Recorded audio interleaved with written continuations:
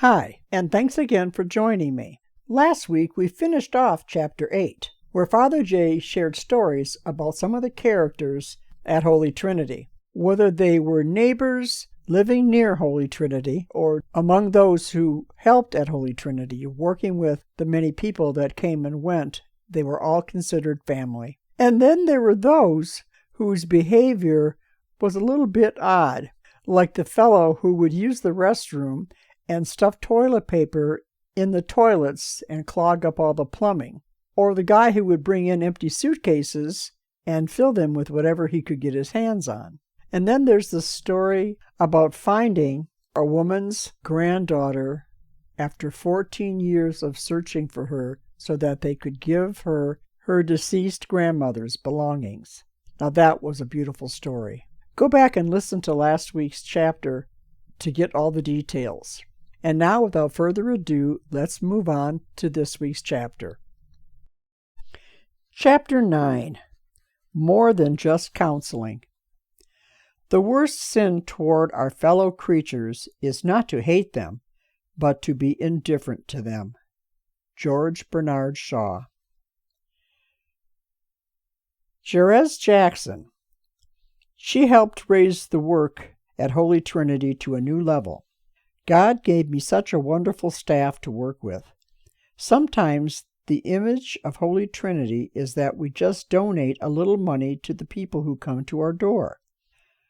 As we observed in Maggie's story, that is simply not true. Rather, counseling and assistance of every kind was our daily work, and that took time. Author's note. At the top of the page is Father Jay and Mrs. Jackson. Returning to the chapter. Just to give a handout is only a Band-Aid operation. Yes, we did that, but there was so much more to offer. Much of what we did was also a referral program, that is, sending a person to another organization or location in order to receive help beyond our budget and our capacity. Each of them had a story to tell, a problem to solve, a need to be filled. The needs were many: advice, counsel, money, clothes and toiletries, a haircut, transportation, a driver's license, a place to stay, job listings, etc. There was no end to resolving each one's request. I was never prepared for this. I was 47 years old and had been assigned to 7 other parishes in the Archdiocese of Detroit, but never was I faced with an open-door policy. If someone appeared at the door bleeding badly from a fight or a mugging, we didn't give a handout. We got that person to the emergency room at the hospital for immediate treatment. If they were present at the time when our medical clinic was open, we could send them across the street for immediate treatment by one of the volunteer doctors. If clothes were all one needed, especially in the winter, our clothes store would provide them with what they needed. Some folks came to us for counsel by an attorney. They would be given help by the volunteer lawyers who showed up in the evening each week. Besides the food, clothing, and medical assistance, there were a number of people who were ready to move on in the educational field but were lacking funds. Mrs. Jerez Jackson was able to make an arrangement with Wayne County Community College for our clients to continue their education. One of our young men was able to get a master's degree in engineering. About 6 others received their Bachelor of Arts degrees, and another half-dozen got their associate degrees. Then there were some who needed their GED, or equivalent to a high school education. We were very pleased with the results. Those pursuing their accomplishments in education had a life they were building for the future. They would quickly be off the streets and become a formidable part of society. Mrs. Jackson also worked with a doctor at Ford Hospital. This wonderful Jewish doctor would arrange for treatment often when it was difficult to get through the process of being accepted with proper insurance and identification. On one occasion, there was a woman who came to Holy Trinity for help and was in a critical condition because of a large tumor. This same doctor managed to have her treated immediately, thus saving her life. And there were others who received medical attention for serious conditions. Finding the right help for the right problem was the key. Another time, one of the Knights of the Road, and familiar to us, was in a coma at the hospital. He was not responding when they called him by name. Mrs. Jackson went to the hospital to visit. She saw that they were getting nowhere with him, so she gave them his nickname. When they yelled his nickname in his ear, he slowly began to respond, eventually coming out of his coma. On a number of occasions, a couple would come in for financial help and end up discussing their relationship. After a few visits and feeling more confident to talk about it, they made plans to be married at Holy Trinity. With proper preparations, an astonishing number of street people made their way to the altar together.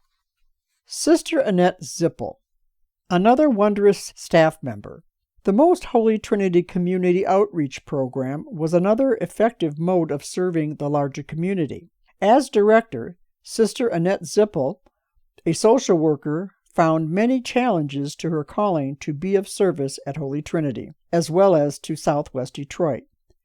As a religious of the Sacred Heart, she was able to put into practice the mission of her religious order of making God's love visible in the heart of the world. Her energies were combined with those of dedicated Vista volunteers and social work students from Metro Detroit universities who worked with her. The need for education in both the traditional and alternative models were also a primary concern for Mrs. Jackson as well as Sister Annette. Sister focused more closely on viable ways to address the lack of access for women to post-secondary education and the need for quality recreational centers for youth. Sister Annette also pursued cultural and thematic art programs to enable both personal and social development of the women she was with in her ministry. Throughout the 3 decades she served at Holy Trinity, Sister Annette experienced tremendous joy in her service, flowing from the ongoing struggle to find the resources that were needed to address the various social issues. Author's note: on the previous page was a picture of Sister Annette Zipple and a picture of friends of the family. Returning to the story.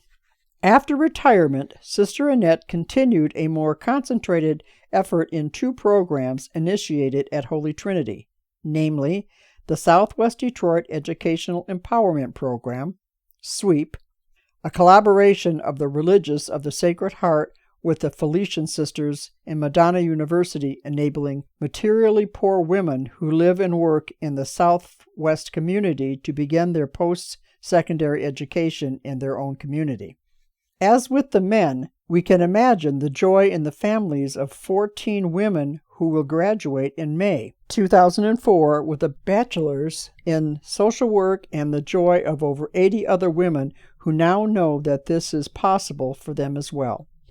Many of these students began their educational efforts in the Trinity Moms and Tots program, linking the arts with literacy, that continues to use the media of the arts to overcome both language and cultural differences, so often a challenge that blocks their educational hopes. Service gives expression to joy, both for the people who are served and for the one who walks with them, in the mutual giving and receiving that is always present in truly Christian service. Chapter 10. The Soup Kitchen. Only a life lived for others is a life worthwhile. Albert Einstein. The most well-known soup kitchen in the city of Detroit is the one operated by the Capuchin monks of St. Bonaventure Monastery at 1820 Mount Elliott near Jefferson on the east side of Detroit. Their soup kitchen precedes most soup kitchens by many years, going back to 1929 during the Depression. Father Solanus Casey was at one time in charge of the Capuchin Soup Kitchen, which now serves 2,500 meals each day to the less fortunate. Father Solanus Casey, who is well known for his work with the poor, his holiness, and also the thousands of people he healed, is soon to be the only person from Michigan and also the first American-born male to be canonized a saint in the Catholic Church. The west side of the city was in serious need of similar assistance. Trinity's very first soup kitchen was located on Bagley Street between Trumbull and 8th, in the shadow of Tiger Stadium. Inspired by Dorothy Day, whom they met personally, Lou and Justine Murphy were in charge of this very first soup kitchen on the west side of Detroit. Unable to continue maintaining such a huge project, they had to turn the operation of the soup kitchen over to a church which could adequately handle management, workers, volunteers, and the abundance of food. In 1977, when I arrived at Holy Trinity, there was no soup kitchen in the area. They had just closed the one in the neighboring church of St. Boniface. They were doing as well as a church can while running a soup kitchen, but problems arose and they had to close down. It is a very demanding task to operate a church and a soup kitchen at the same time, especially if you have a school with young children. Both would require full-time attention and extreme caution. Nevertheless, the very first soup kitchen in Corktown began when my associate father, Sam, and I decided that we had better start looking for another place where those in need could have their next meal on a daily basis. We drove up and down Michigan Avenue, the main street on our side of town, looking for a vacant building that would serve our needs. We thought we had found a perfect place for the soup kitchen. It was a closed storefront right on Michigan Avenue, just down the street from the former Tiger Stadium. We checked it over very carefully and concluded that it was a perfect place to get our soup kitchen started. We quickly made a purchase of the abandoned store and sent the word out that we were providing meals for anyone in need. From the very beginning, the soup kitchen served over 150 people daily. Word travels fast on the street. I felt quite elated to have been a part of such an enterprise. In fact, the very evening when the first meals were being served to a long line of hungry folks, Father Sam and I celebrated the immediate success of this project with a good meal ourselves. However, success in the inner city is such an elusive word. One learns very quickly that in the core inner city of Detroit, we have to accept one of the rarest of all virtues. We called it the virtue of failability. It describes the positive effect of continually introducing new projects in an area where success and failure develop side by side. There is a continual demand for new projects to counter any new problems, which we never ran out of, nor did we always succeed. Failure only means to try again and maybe this time it will work, or we move to the proverbial plan B or other efforts. Shortly after, as we were moving right along with our newest project and welcoming larger numbers of street people each week, we were served with an ordinance from city authorities. Businessmen on either side of the soup kitchen made some serious legal complaints in court that we were ruining their business. Every day around mealtime, the Knights of the Road would gather in front of the buildings lining up to be served. The business people maintained that their clients were being intimidated, many of them too frightened to return. That was probably true to a certain extent. At any rate, the city agreed after much discussion, and we were served with an official injunction to close and move out by a particular date. This was a sad day for all of us, especially the ones walking the streets. We had not thought of that possibility beforehand. We continued to believe in the virtue of failability, which conveys the exact opposite of being discouraged. The high moral quality of such actions is still present, and it is built on a trust that divine providence will not let you down.